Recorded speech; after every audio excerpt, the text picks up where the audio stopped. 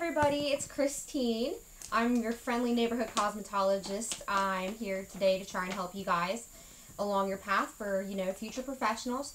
When you go to state board, and I understand there's a lot of questions when it comes to state board, but there's not a lot of info out there. The most info you get generally comes from your school. You'll have one teacher that specializes in state board, mock state board. A lot of schools have that there with them.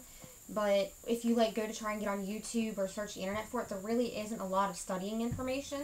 So I'm trying to bridge the gap between that so you have an at-home study guide as long with whatever your program at school offers you. What I have here is what you'll get from your school. I know mine's a little messy. I used it a lot. It is your state board packet that you'll get from your school. Generally, when you reach about 1,200 hours, they'll give this to you so you can start studying and preparing for that. I'm just going to read you the first few pages because I know a lot of us are less visual and more verbal. So this way, you don't even have to watch, you can just listen to it. If you wanted to go through the guidelines, is what you're supposed to do. So, your examination, admittance information. All candidates must provide their board-issued photo containing board seal and identification number, along with one of the following forms of current valid picture identification: driver's license, passport, current year school ID, state or federal issued ID. Both forms of picture identification must be presented before the test results will be issued. Do not forget your ID. I've heard stories of people who go up there, they have their state board kit packed, they studied for weeks, they're ready to go. They walk in and they don't have their driver's license. So, do not forget your ID. It's very important. It's the first thing they ask you when you come in the door is you have to present them with your photo issued that they'll mail back to you after you get it validated by them, and your ID. So make sure you bring that. Candidates will be required to reschedule their entire examination under the following conditions. Candidates arriving without a current valid picture identification, driver's license, passport, state, federal issued ID, etc. will not be permitted admittance into the examination and will be required to reschedule. Information must be submitted at the time of examination in person. Faxed or emailed copies are not accepted. Any candidate arriving after the initial examination check-in process is complete and exam doors are closed will not be granted admittance into the examination. If a candidate returns to the exam center after the time allotment has expired for a lunch break, the candidate will not be permitted to complete the remainder of the examination and will be required to reschedule the entire examination. When you go up to take state board, you'll get permitted 1 hour for lunch. They'll tell you what time to be back, and you need to make sure you are back by that time. There are plenty of restaurants around there, so I wouldn't even go that far. You could literally walk to the closest restaurant. Just be back 10 minutes ahead of time just so you don't get locked out. It's not worth coming back up there or down there, wherever part of Ohio you're from, to retake the entire test. Any candidate arriving after the initial examination process, they will be closed and you will not be granted admittance. So again, you have to make sure you're back from lunch on time. Any candidate who does not attend a scheduled examination date or cannot be admitted for the examination for any reason will be required to submit a reschedule form and an additional fee prior to receiving a rescheduled examination fee. Examination fees are non-refundable and cannot be transferred to another examination date. So you have to pay a fee in order to take the test, and if you don't show up, you have to pay another fee, and you can't transfer the money that you already paid for the next date. Examination dress code requirements. When I went for my personal state board experience, they weren't that strict about this, but you're representing you're representing your future career. At least try to follow the dress code. I mean, you don't want to go in there looking like a hobo and, have your state board kit in a cardboard box. We all have bags. We all have luggage somewhere laying around. Be creative. Do not carry a cardboard box in with all of your stuff in it. It's ridiculous, and it just looks so trashy and unprofessional. If you walked into any salon, even Great Clips, and there's nothing wrong with Great Clips, but if you walked into any salon, no matter how low end you think it may be, for your interview and all of your equipment is in a cardboard box, they're not going to hire you. So don't show up to state board with a cardboard box. Okay. All students must be dressed in professional attire in order to be admitted to sit for the state board license examinations. Please see the guidelines below for a complete definition on the dress code requirements of the Ohio State Board of Cosmetology. A. All students must follow all of the sanitation statutes and rules governing beauty salons, except the small work area and waste containers used in the schools do not need to be covered. All students shall wear clean outer garments and clean shoes, while attending school and comply with all the school's rules regarding sanitation and attire. Nobody wants to get their hair done by a hobo. All students shall wear professional clothing at all times and when scheduled to take the state exam at the board exam center. Professional attire. Professional. Not hooker, not nightclub, professional attire. If you do not know what this means, please Google it. I'm sure you will find some great images of professional attire to get an idea of what you should look like. As in, don't let your boobs hang out, don't let your armpits hang out, and don't let your butt crack hang out. You should be good, okay?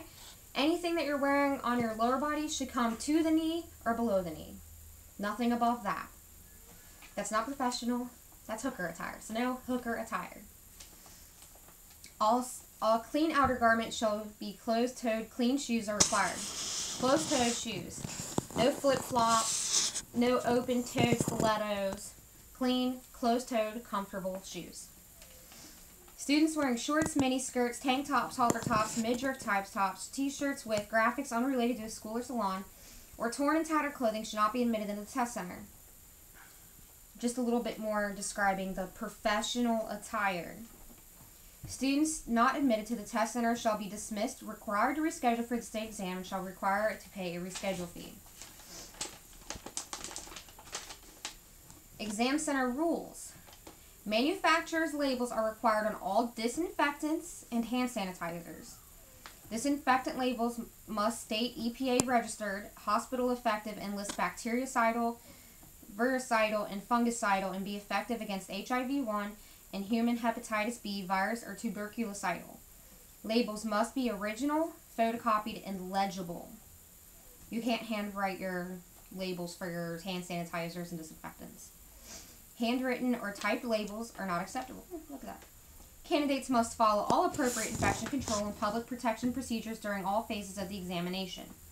In the event of a blood spill, candidates will be expected to follow the universal precaution guidelines. Leaving an examination room without permission is not permitted. Permission must be obtained to leave the exam area for any reason, including restroom breaks or upon completion of the examination. If you have to leave the room for any time, there are two rooms that you're in. You're either going to be in the facial and manicure room, or you're going to be in the practical room where you do your haircut, your foil work, everything like that.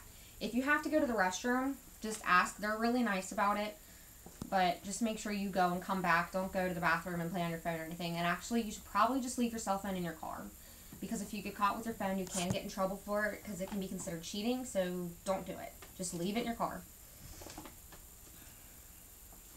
All candidates must bring with them the required supplies needed to complete their entire examination. These supplies should be in sanitary condition. This includes required implements in proper working order and mannequin heads and hands.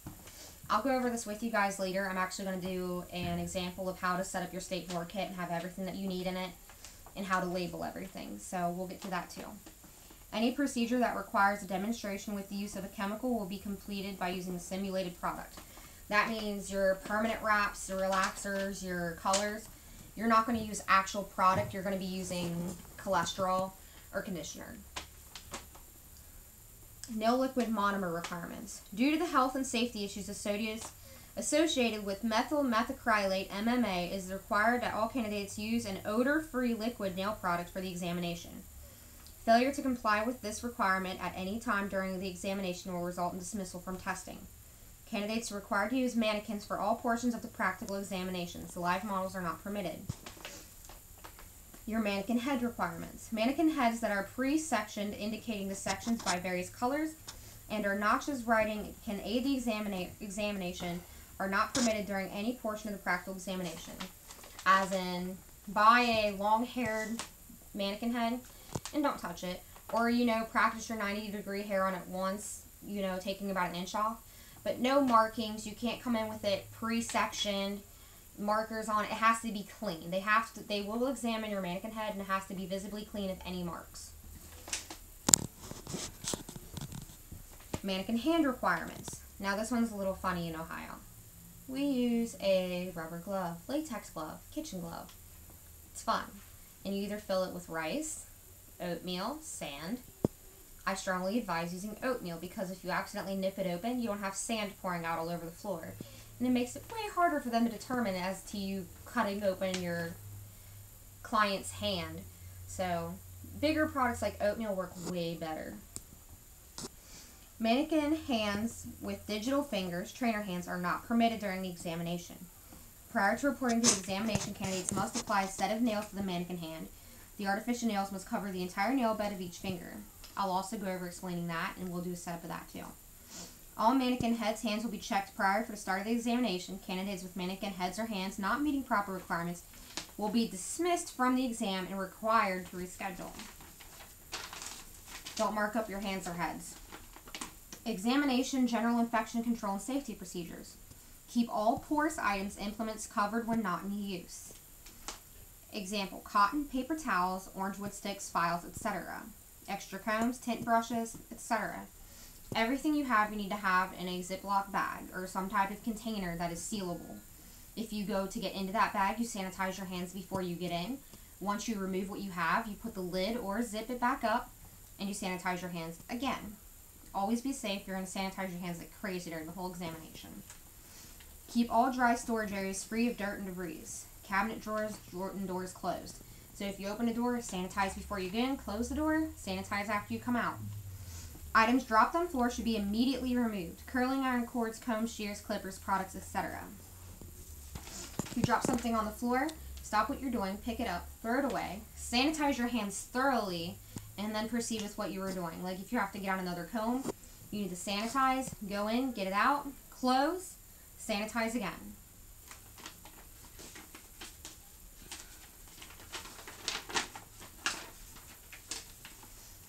The notice examination no-show policy.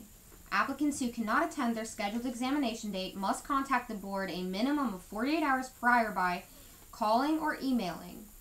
Emails or voice messages not left at the designated email address or voicemail number will not be accepted. Failure to provide a 48-hour notice of cancellation will increase your reschedule fee as follows. Practical written and managers, $80. Your practical and written is $40, your manager's only is $40. Applicants rescheduling examination date will not be issued a second work permit. Please feel free to contact them with any questions or concerns. So when you go in, if you pass your practical but you fail your written, you can retake your practical. You don't have to retake one or the other. So whichever one you pass, you don't have to take that one again. You're done with it, but you do have to reschedule and retake the part that you failed.